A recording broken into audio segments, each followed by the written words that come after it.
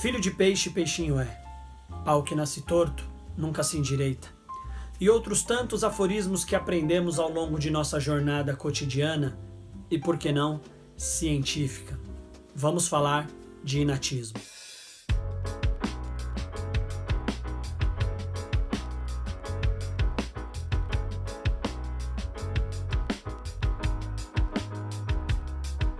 Quais os meus parâmetros para eu analisar a produção e a aquisição de conhecimento?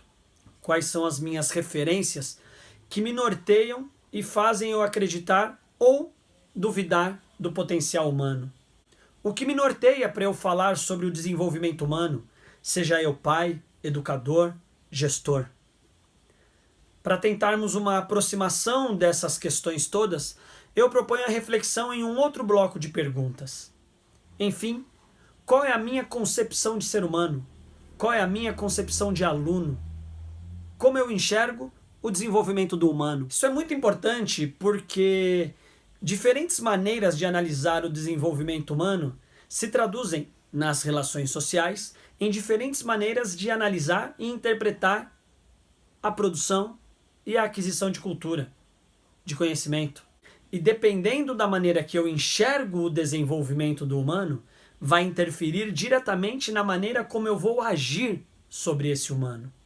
Obviamente, existem várias perspectivas que podemos pensar acerca do desenvolvimento humano. Uma delas, ainda extremamente presente nas famílias, nas escolas e na sociedade de maneira geral, é o inatismo. A nossa ação sobre o outro é sempre carregada de intencionalidades, de significações, e que traduzem uma concepção de ser humano. Filho de peixe, peixinho é, pau que nasce torto nunca se endireita, tal pai, tal filho, e outros tantos aforismos que aprendemos ao longo da nossa jornada cotidiana e, por que não, científica. Ora, isso significa que, à luz de um olhar inatista, o sujeito está condenado a ser como ele sempre foi. Então, toda carga, seja ela positiva ou negativa, que vem de sua herança biológica, do seu nascimento, o condena, o engessa, o determina.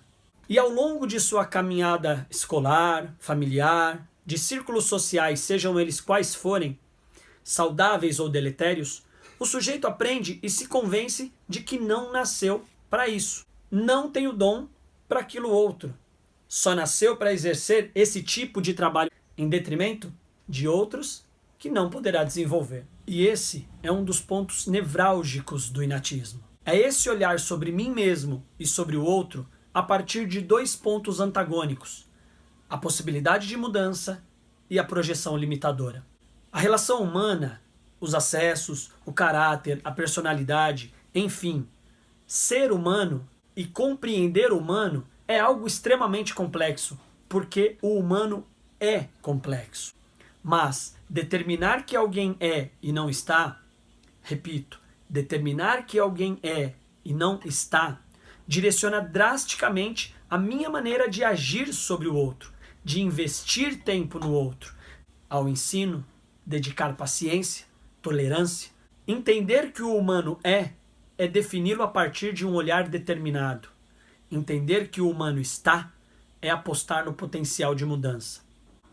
Que fique bem claro, isso não implica em abrandar sanções, punições legais. Afinal, as normas morais perpassam pelas normas legais. Mas, insisto, acreditar no potencial de mudança é acreditar no mais basal objetivo da educação. Ainda teremos mais 2 vídeos explorando esse assunto do desenvolvimento humano. Um que fala sobre a dualidade cartesiana e o outro que fala sobre o interacionismo. Fica aqui a dica de leitura do livro do professor Ronaldo Ferreira Negrão, aparecendo aí para você. Se você quiser saber mais sobre todo esse universo da pedagogia, da educação física, das relações humanas, acessem os outros vídeos do canal Joga 3. Até!